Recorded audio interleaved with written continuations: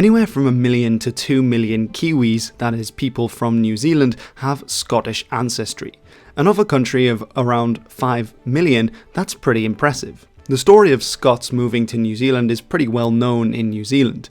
Less well known is the story of how the Scottish Gaelic language clung on there for over a century, and today we're going to find out more. And yes, before we get started, Gaelic is the correct pronunciation. There's always one person in the comments who says, actually, it's Gaelic.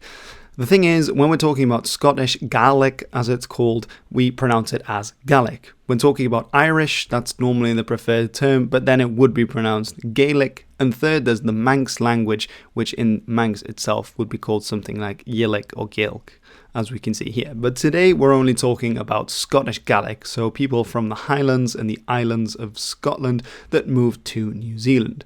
And as with the British Empire, we can see different trends of people from various parts of Britain and Ireland moving to different places around the world as a part of that empire.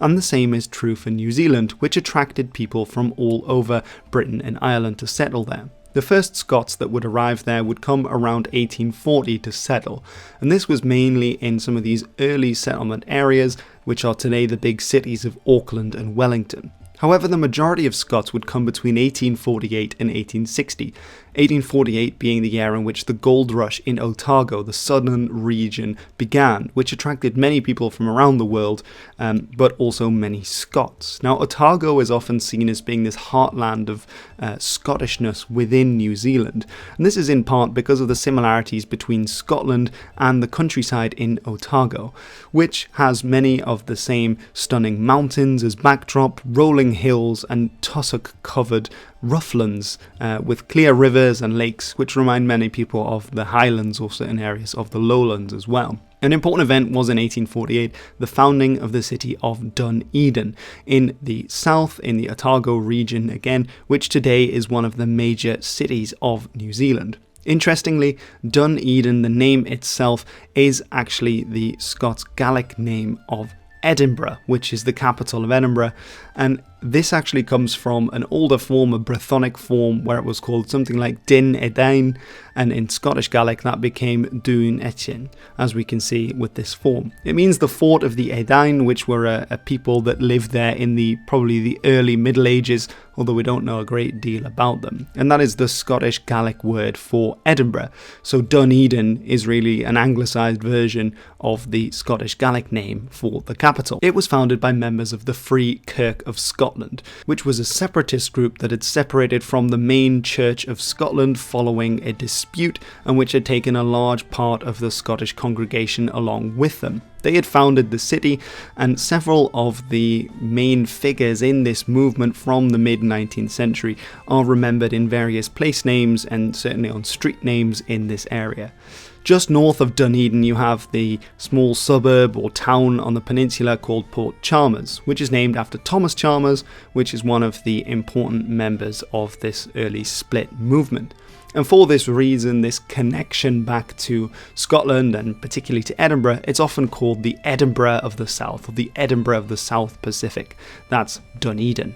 And several of the landmark locations and some of the earlier buildings were trying to emulate a similar style as was found in Edinburgh, with sort of limited success. I guess the long streets that are built on the hills has some bearing, but not too much. The weather is much too nice to be Edinburgh.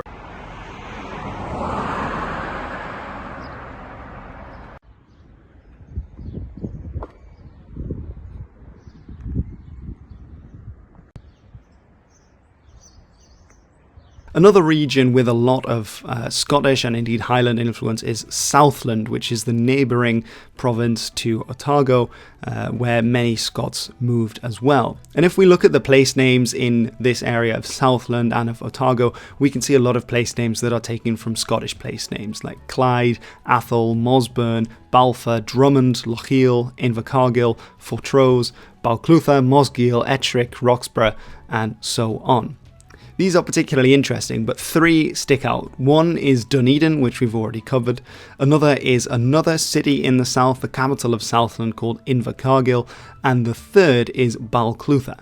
And the reason why these are important names is that while the others are simply names of places that exist in Scotland, like Roxburgh and Atholl or Trowes, these three names are actually unique to New Zealand. And they're unique because they are in the Gaelic language. And there are no places in Scotland that have this name. I mean, sort of with the exception of Dunedin, because that's a kind of play on the Gaelic name for Edinburgh, but Balclutha and Invercargill are neologisms. They are new coined place names using Gaelic.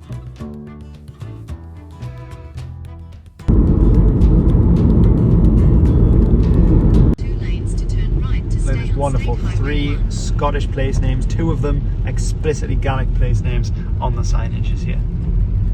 Wonderful. Deep side for us, isn't it?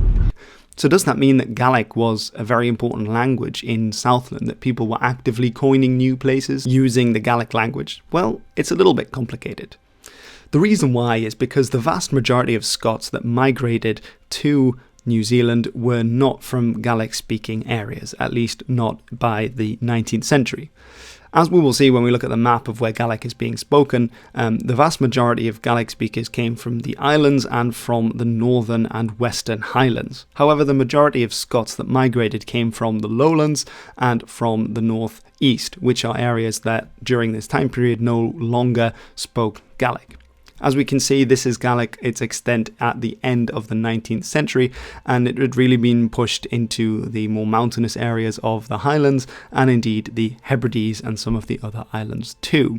However, that isn't to say that there weren't Scottish Gaelic speakers that migrated to New Zealand, because we know about a lot of them that did. It's just the case that the majority of Scots didn't speak Gaelic, and so were already speaking Scots or English, and so they obviously weren't speaking Gaelic or using it.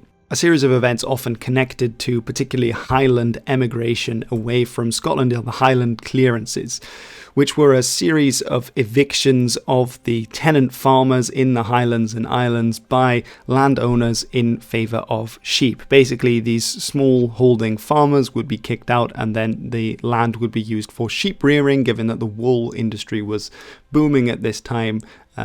And yeah, that caused a lot of unrest and a lot of emigration away. Normally this is dated to between around 1750 and 1850, although really this had already started before the Jacobite Rising in 1745. Following that rising, the Highland culture was demonised, Gaelic was banned in public, as was the wearing of tartan, playing of bagpipes, etc. However, by the end of the 18th century, Highland culture had a bit of a revival, not least to thank was Robert Burns, the famous Scottish poet, who wrote in much more flattering terms about the Highlands and sort of re-romanticised it from being these dangerous political rebels to actually these romantic, doomed heroes who still lived like they were in the Middle Ages with this Celtic sense of nobility instead. And Robert Burns actually is particularly interesting when it comes to the story of Dunedin and Port Chalmers. What up, gang? We're live here in Port Chalmers, having an absolute whale of a time. Just kidding, we haven't spotted any large cetacean species in the ocean. But one of the cool things about walking around here is that all the streets have names like Fox, Wycliffe, Knox and Burns. And Susanna is going to tell us all about why one of the streets is called Burns. Unfortunately, Susanna did not in fact tell us the significance of Thomas Burns, so I will. Thomas Burns was Robert Burns, the famous poet's nephew, and he became a free church minister and one of the main fundraisers and of the whole project to found Dunedin as a kind of new Edinburgh. And he became one of the main ministers in this community, hence why he is an important figure. And it's a nice little connection with Robert Burns as well.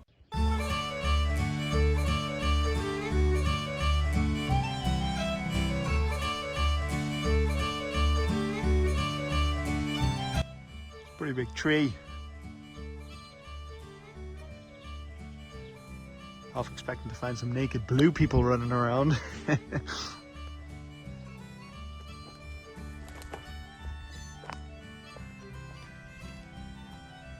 what is it? And what else?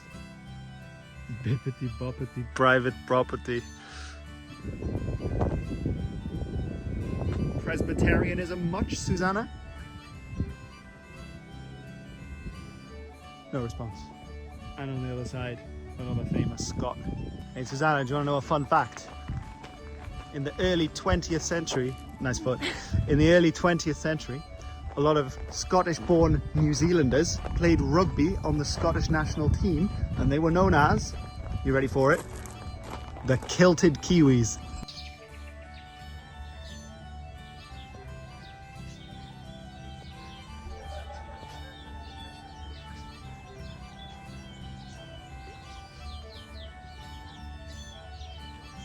The tui, one of the coolest birds endemic to New Zealand.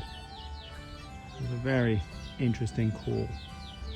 Anyway, to get back to the story, Highland culture was back in and it became fashionable, but it became fashionable largely for the very wealthy, but also for now self-conscious Scots, nationally self-conscious Scots living in southern cities and attending universities, particularly in places like Glasgow and Edinburgh.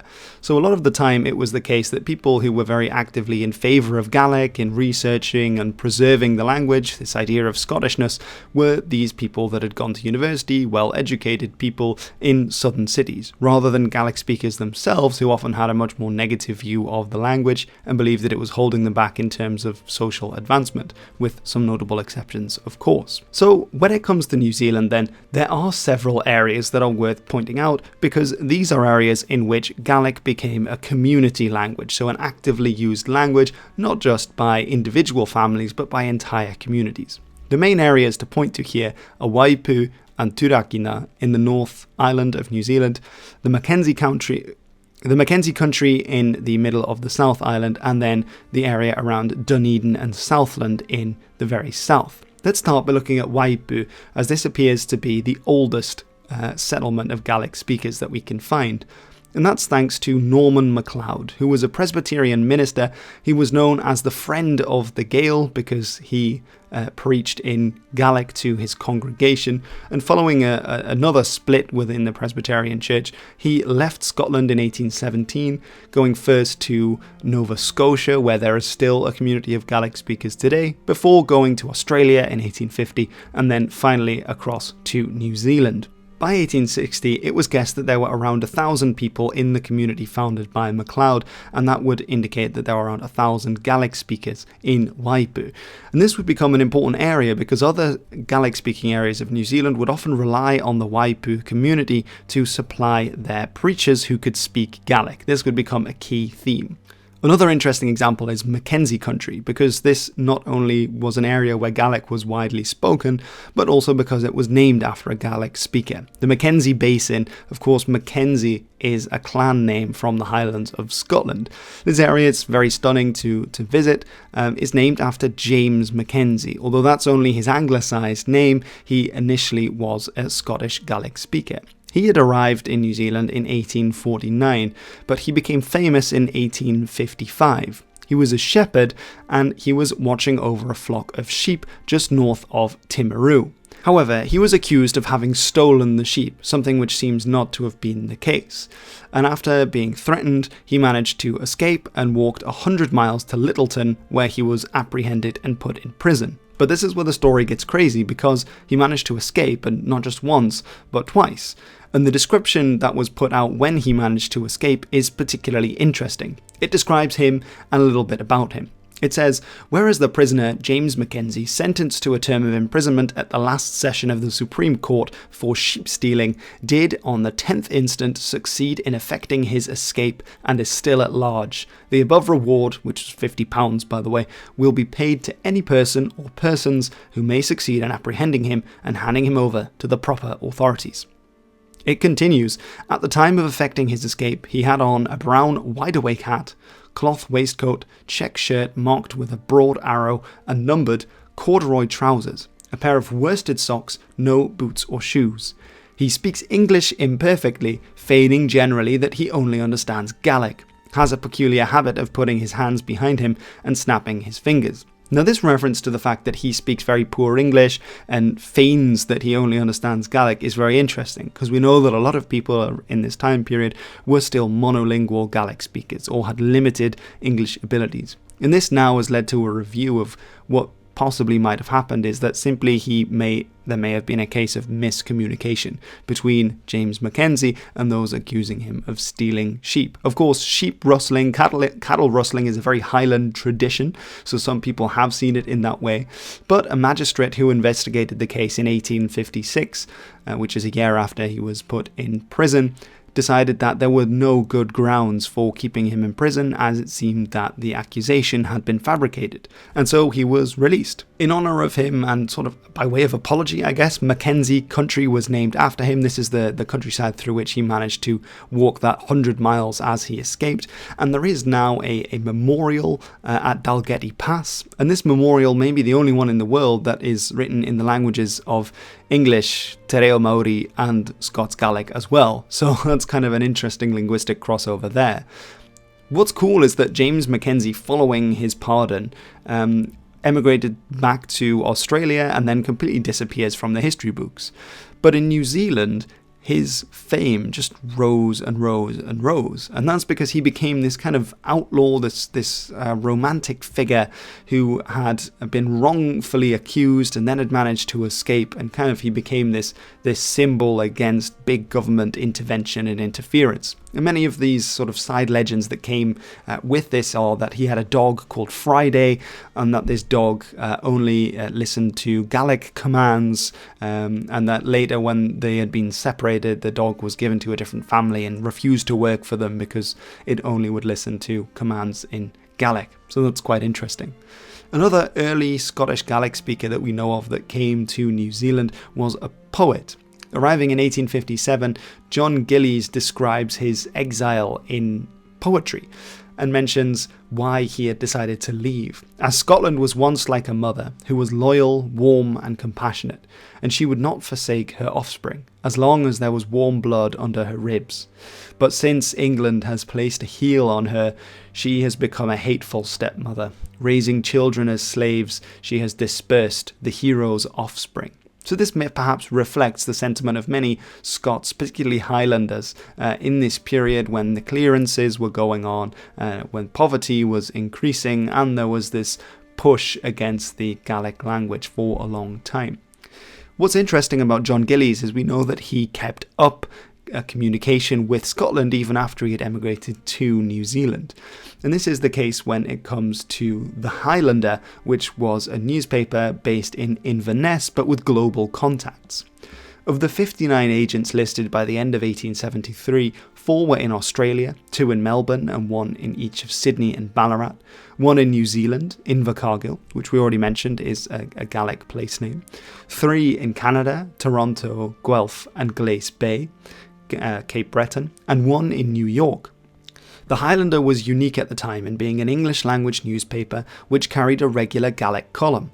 This column frequently featured songs and poems from both home and abroad, and this is from the excellently named essay Kangaroos and Cockatoos, Gaelic Literature in the 19th Century Antipodes by Sheila M. Kidd. Gillies also collected poetry written by other Scots Gaels that he encountered in New Zealand. One which he sent in 1877, but which he said dated to 1860, is called The Black Hut, and shows something of the austere nature of life for many of these shepherds, as many of the Highlanders were, who came to New Zealand living out on their own. This poem starts with the stanzas, "Wearied am I here on my own, I'm lonely crossing a plain, in a desolate hut on the brae of a hill, and the Maori descending upon us forcefully with violence." It wasn't just to the countryside that Scottish Gaelic speakers were moving, as Dunedin around this time, as we said, was founded in 1848, became a hub of Gaelic-speaking activity, particularly in areas, certain suburbs, and areas outside the city too. In 1873, it was estimated there were around 3,000 Scottish Gaelic speakers out of a population of around 70,000 in Dunedin. But thanks to the church, they maintained the language and maintained a sense of community with one another, rather than being subsumed into the wider population that had many other lowland Scots, English and people from further afield as well.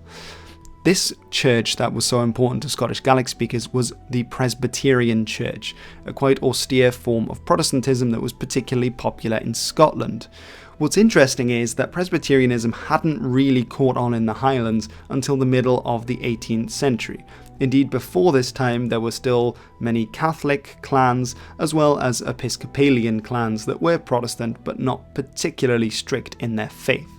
However, following the Jacobite risings, perhaps as a result of disillusionment after those events, there was a wave of evangelism where Presbyterianism spread like wildfire throughout the Highlands, and many Highlanders became very staunch Presbyterians, mirroring what had already happened in the lowlands, of course, where Presbyterianism was particularly strong, such as among the Covenanters already active in the 17th century.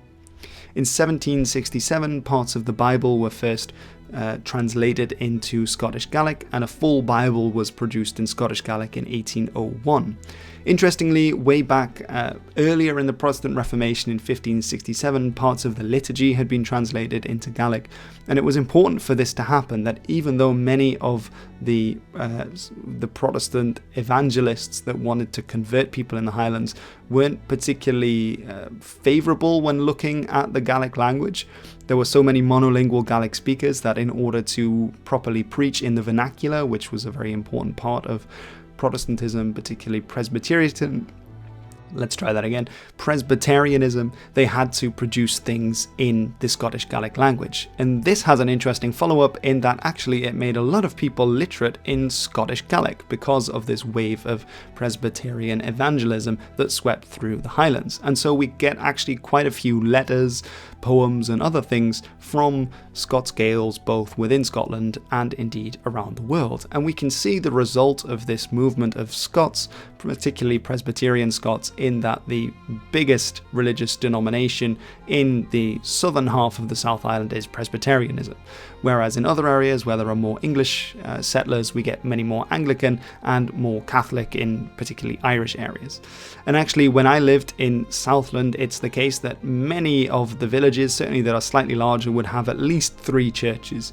One would be the Catholic Church, another would be the Presbyterian Church, and the third would be the Anglican Church. And if you looked at the names in churches, you often have like names of members, reverends, etc. Then you can really see a distinction where in the Catholic Church they would almost always have Irish surnames, Scottish surnames would predominate in the Presbyterian Church, and English surnames would predominate in the Anglican Church, which is rather interesting. And one anecdote that I have is that when attending a service in the town where we just moved, it was in the winter, I was wearing my Norwegian woolen jumper.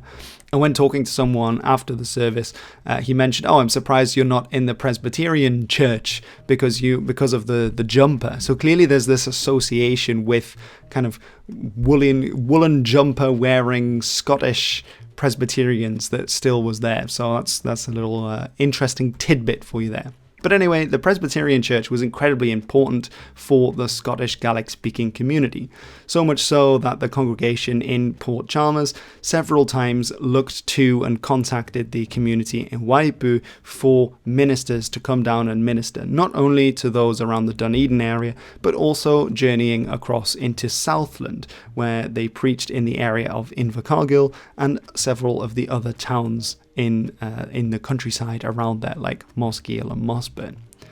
Port Chalmers in particular is quite interesting, as it seems that there was a faction of the Presbyterian Church here that maintained Gaelic the longest as the language of the congregation.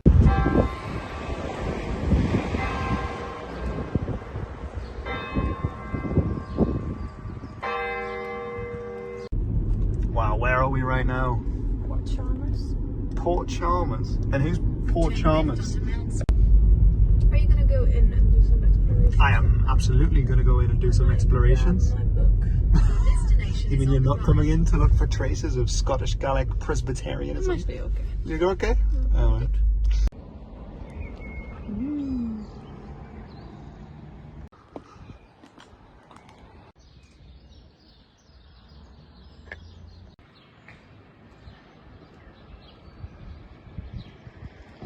So we might not have found direct evidence of some Scottish Gaelic emigres here in New Zealand, but we do have of another group. And that is, of course, the Dutch.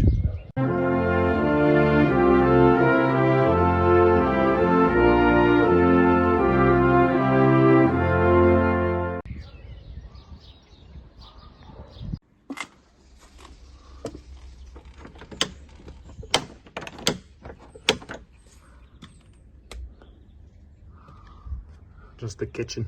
So unfortunately the church here, the Iona Church in Port Chalmers, is closed today. Haven't been able to get inside to see what traces there are, but I do get a slight sense here with the architecture of the church, a little bit of a callback to some areas of Edinburgh, which of course is what Dunedin is named after, even though we're slightly outside of Dunedin in the suburb of Port Chalmers. Especially this overlook where you can see the various levels of the settlement. That is, for someone who's been in Edinburgh, with iron railings and a Gothic church overlooking streets, you do get a slight sense of at least Edinburgh when you're up here. Looking out over the bay over here, who knows, perhaps over a century ago people looked out over this bay and remembered the bays of the Hebrides or the Northern Isles.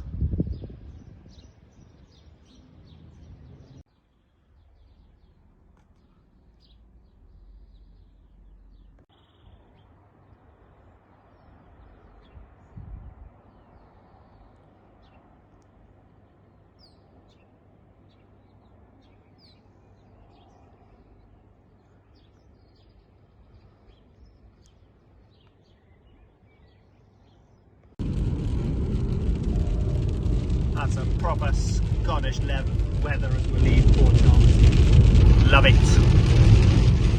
In 1881, in Dunedin, the Dunedin Gaelic Society was created, at a time when many of the younger generation were starting to switch to English, and indeed also to leave their Presbyterian roots behind. The Gaelic Society is quite interesting to look at, as they have a lot of records, and in the Otago History Museum, several of the items that have been left behind belonged to the society.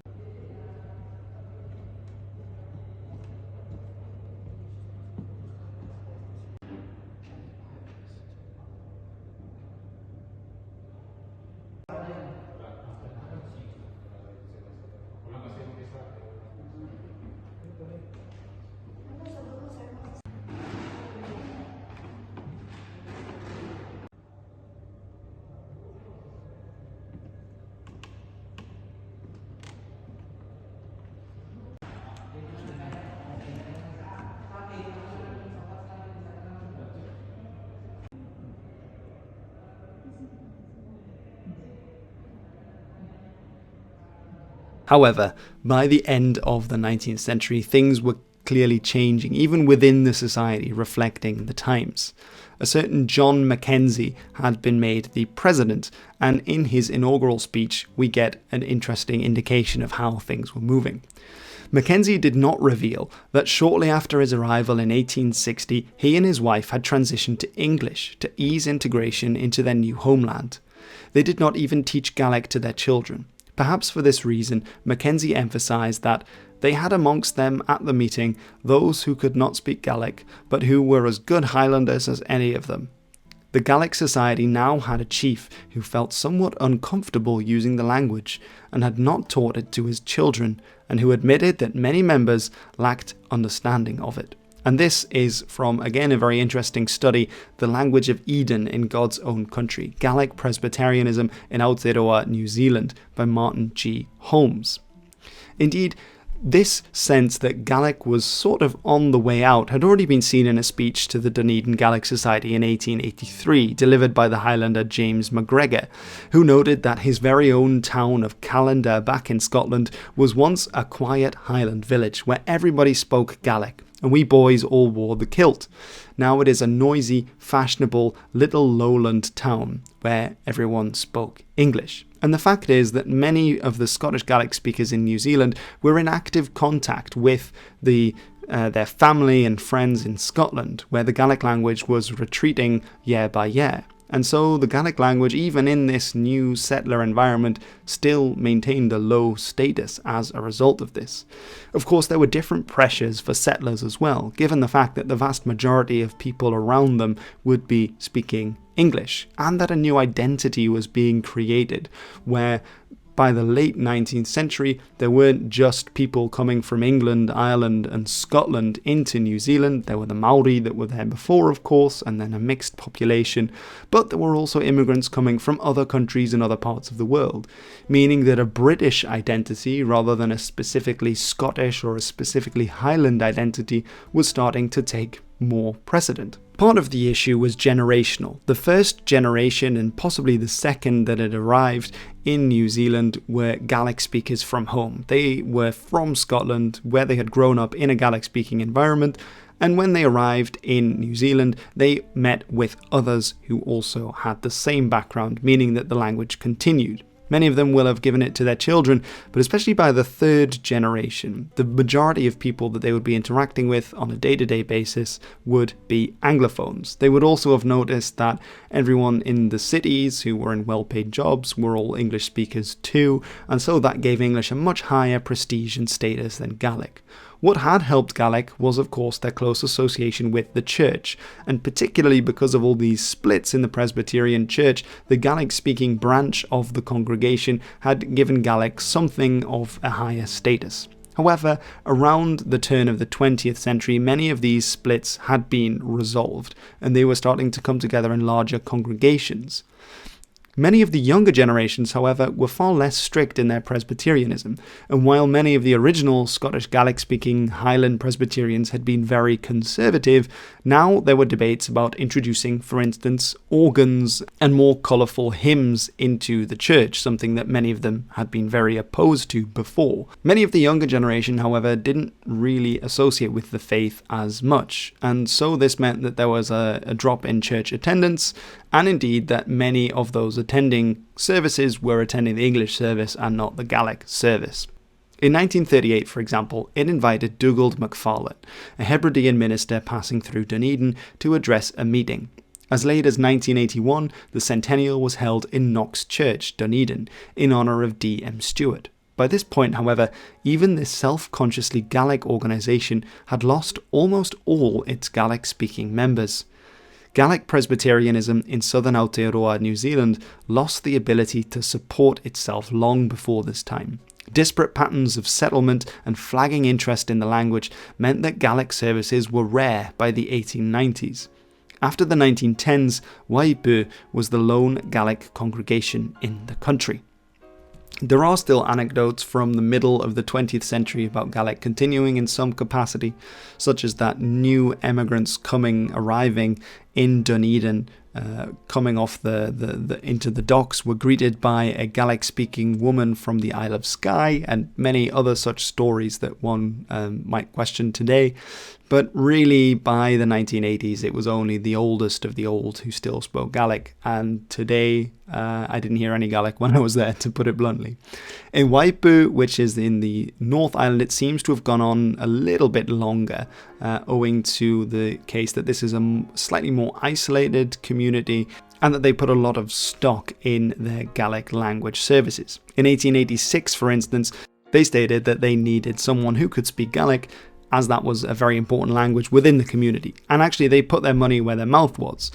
Services were held in Gaelic in the mornings on Sunday and in English in the afternoons, showing the order of prominence. In 1887, when they got a new Welsh minister in who couldn't speak Gaelic, they actually split away from the larger Presbyterian church in the area and formed their own separate group where they did have a Gaelic-speaking minister. They only rejoined in 1901, and at that point the new minister for the larger area was also a Gaelic speaker. However, even things here were starting to change. By 1913, things were really starting to shift irreversibly. It was principally a generational shift that explains the decline of Gaelic, just as in Nova Scotia. On the one hand, the Kirk Session lamented that the Gaelic service was getting smaller year by year, owing to the passing away of the old members of the community. On the other hand, it seems that many young people were not learning the language of Eden, that is Gaelic, and that those who knew it were not always interested in the Gaelic service. The Kirk Session implored more of the young people who understand Gaelic to attend Gaelic services, if only to help and encourage the old people who remain.